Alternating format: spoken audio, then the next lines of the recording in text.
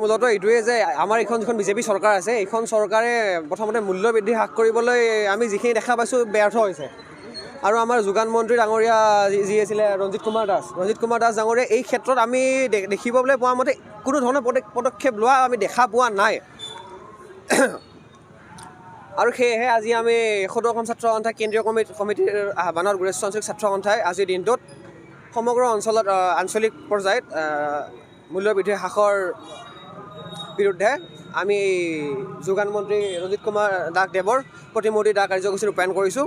আৰু ইয়াৰ পৰৱৰ্তী কথা আমাৰ সভাপতি মহোদয় আছে তেখেতে ক'ব। জ্ঞাপন কৰিছোঁ আপোনালোকে আহি আমাক ইমানখিনি সহযোগ কৰাৰ বাবে। আমাৰ যি বিজেপি যি মানে ৰাজ্য চৰকাৰ আছে তেখেতসকলে মানে কি যি আমাৰ মূল্য বৃদ্ধি হৈছে মূল্য বৃদ্ধি হ্ৰাস কৰাত তেখেতসকলে সম্পূৰ্ণ ব্যৰ্থ হৈছে কিয়নো আমি এটা কথা ক'ব যাম যে বৰ্তমান সময়ত সাধাৰণ ৰাইজে মানে জ্বলা কলা খোৱা আমাৰ পৰিলক্ষিত হৈছে কাৰণ আমি এইটো কথা এইকাৰণে ক'ব লাগিব বৰ্তমান সময়ত এজন মানে সাধাৰণ লোকে দিন হাজিৰা কৰি 400-500 টকা পায় বৰ্তমান টাইমত 400 টকা 500 টকাৰে যদি বজাৰ কৰিবৰ কাৰণে যায় 400-500 টকা বৰ্তমান টাইমত একো মানে বজাৰৰ একো পইচাই নহয় সেনেকুৱা এটা মানে পৰ্যায় আহি পৰিছে কাৰণ কিয় কৈছোঁ 1 লিটাৰ যদি মিঠাতেল কিনিব লগা হয় বৰ্তমান টাইমত 200 টকা লাগে আৰু 1 কেজি যদি দালি যদি কিনিব লগা হয় বৰ্তমান টাইমত 100 টকা লাগে তো সেনেকৈ 500 টকা যদি বজাৰটো যদি কৰিব লগা হয় 500 টকাত একোই নাপায় বুলি ক'ব লাগিব আৰু আমাৰ যি নৰেন্দ্ৰ মোদী যি চৰকাৰ আছে তেখেতসকলে যি বৰ্তমান টাইমত এই ফ্ৰী ৰন্ধন গেছ যি প্ৰদান কৰি আছে আৰু সেই ক্ষেত্ৰত মই এটা কথা কৈছোঁ যে যি আমাক ফ্ৰী মানে সাধাৰণ শ্ৰেণীক যে ৰন্ধন গেছ যি আমাৰ বিতৰণ কৰি আছে সেই ৰন্ধন গেছত দেখাত ফ্ৰী দি আছে কিন্তু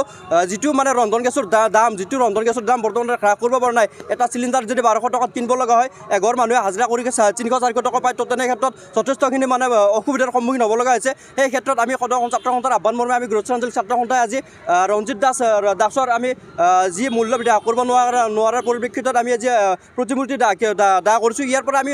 ৰঞ্জিত দাসৰ লগতে বিজেপি চৰকাৰক সকীয়াই দিব বিচাৰিছোঁ অনাগত দিনত আপোনালোকে যদি মূল্য বৃদ্ধি যদি হ্ৰাস কৰিব নোৱাৰে ইয়াতকৈ আৰু ভয়ংকৰ আন্দোলন হ'ব বুলি আমি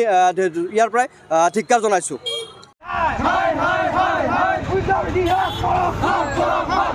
অসম চৰকাৰ